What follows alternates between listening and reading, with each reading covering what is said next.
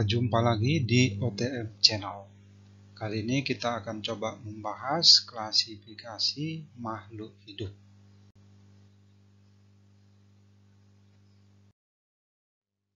Pengertian klasifikasi yang pertama adalah cara pengelompokan dan pengkategorian yang didasarkan pada ciri-ciri tertentu yang dimiliki oleh setiap makhluk hidup. Klasifikasi juga adalah proses memilih dan mengelompokkan makhluk hidup menjadi golongan atau unit-unit tertentu. Selanjutnya kita lihat tujuan klasifikasi adalah yang pertama, untuk memudahkan mengenali dan mempelajari makhluk hidup. Kemudian yang kedua, mendeskripsikan ciri makhluk hidup untuk membedakan tiap-tiap jenis agar mudah dikenali.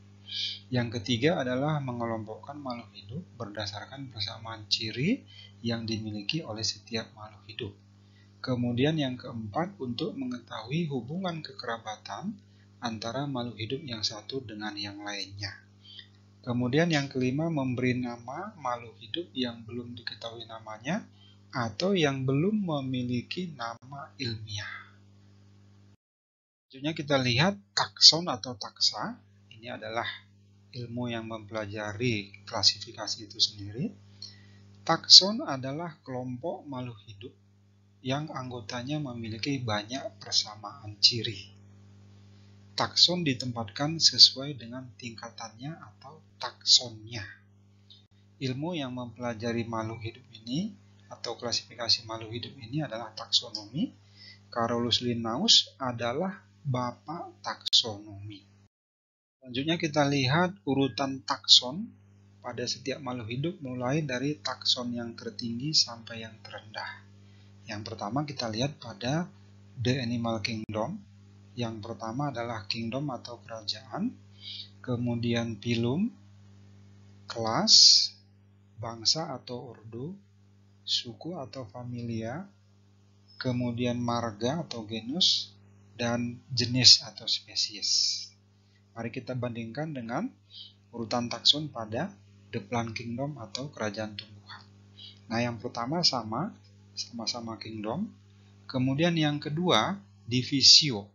Ini perbedaannya. Selanjutnya yang ketiga, kelas sama dia. Yang keempat, bangsa atau ordo. Yang kelima, suku atau familia. Keenam, marga atau genus. Dan yang ketujuh, jenis atau spesies. Nah, selanjutnya kita lihat jenis klasifikasi. Yang pertama adalah natural atau alami, yaitu pengelompokan yang dilakukan berdasarkan persamaan ciri morfologi atau struktur eksternal tubuh dan anatomi tubuh secara alami.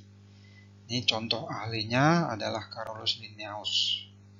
Kemudian jenis yang kedua adalah artifisial atau buatan, yaitu mengelompokkan makhluk hidup berdasarkan pada persamaan ciri yang ditetapkan oleh para ahli. Ya, ini pakarnya misalnya Aristoteles dan Theophatus. Jenis yang ketiga adalah filogenetik. Ini adalah klasifikasi modern, yaitu pengelompokan makhluk hidup berdasarkan pada hubungan kekerabatan secara evolusi. Misalnya persamaan biokimia sel, metabolisme, dan persamaan genetik antar makhluk hidup. Oke, selanjutnya kita lihat kriteria klasifikasi. Yang pertama pada tumbuhan dulu.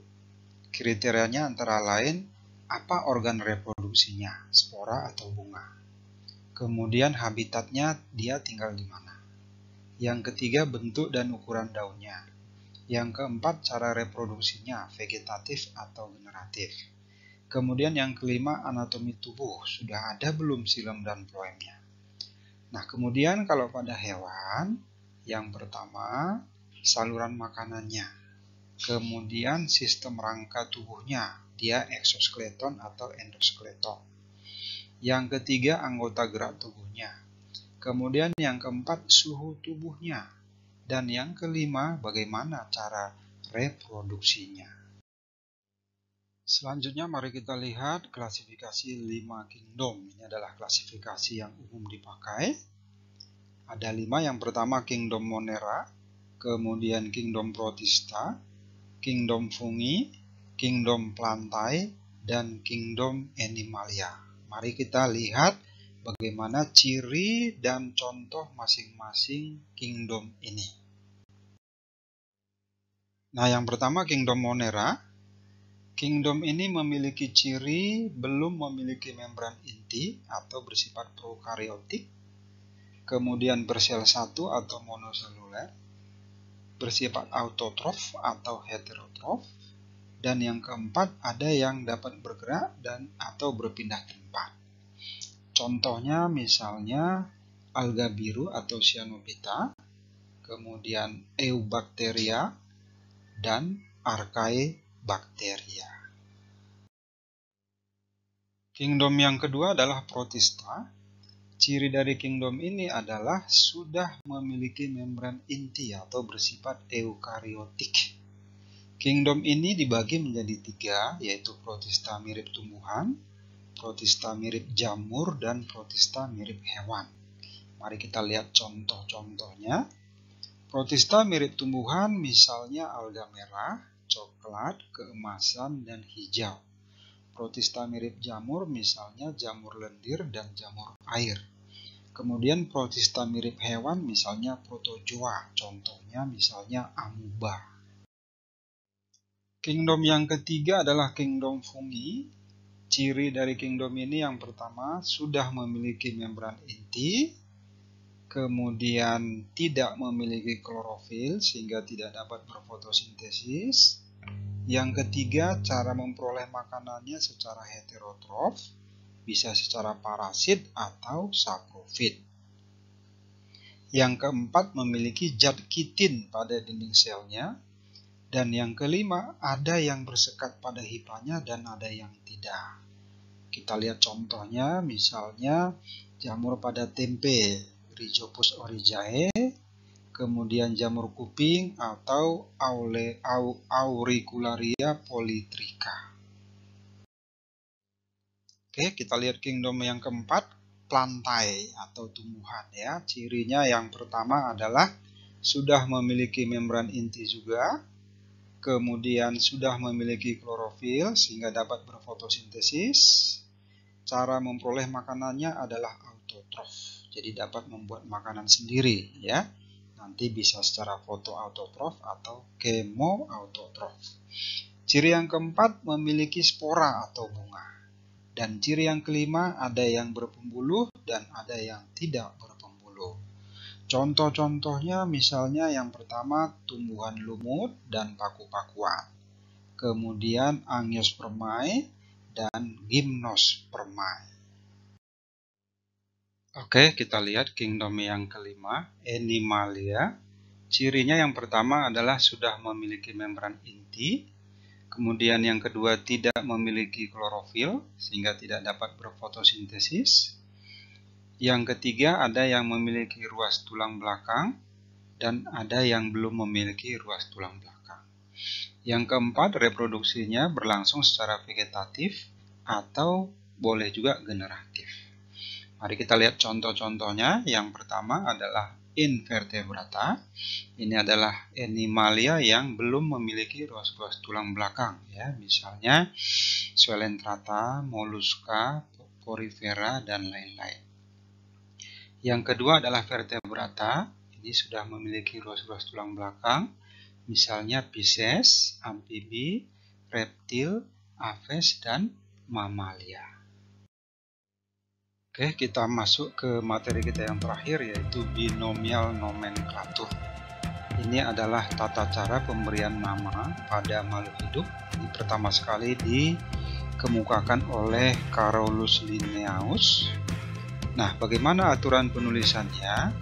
Yang pertama, setiap makhluk hidup terdiri dari dua kata. Kata pertama menunjukkan genus, kemudian kata yang kedua menunjukkan spesies, jenis. Kemudian cara penulisannya, jika ditulis dengan huruf tegak, maka harus diberi garis bawah, dan jika ditulis dengan huruf miring, tidak perlu diberi garis bawah. Mari kita lihat contohnya. Misalnya padi, nama ilmiahnya Oryza sativa ya. dia harus diberi garis bawah karena ditulis dengan huruf tegak. Begitu juga dengan jagung, Jeames, garis bawah. Kemudian kelapa, Cocos nucifera juga diberi garis bawah. Nah, ini kucing rumah saya tulis dengan huruf miring dan tidak perlu diberi garis bawah, Felis domestica. Demikian juga dengan manusia, Homo sapiens. Kemudian mangga, Mangifera indica, ya, karena ditulis miring tidak perlu diberi garis bawah. Nah, kata pertama dari setiap makhluk hidup ini, misalnya mangga, itu genusnya adalah Mangifera. Kemudian indica itu adalah spesies atau jenisnya. Oke, demikianlah pembelajaran kita pada hari ini.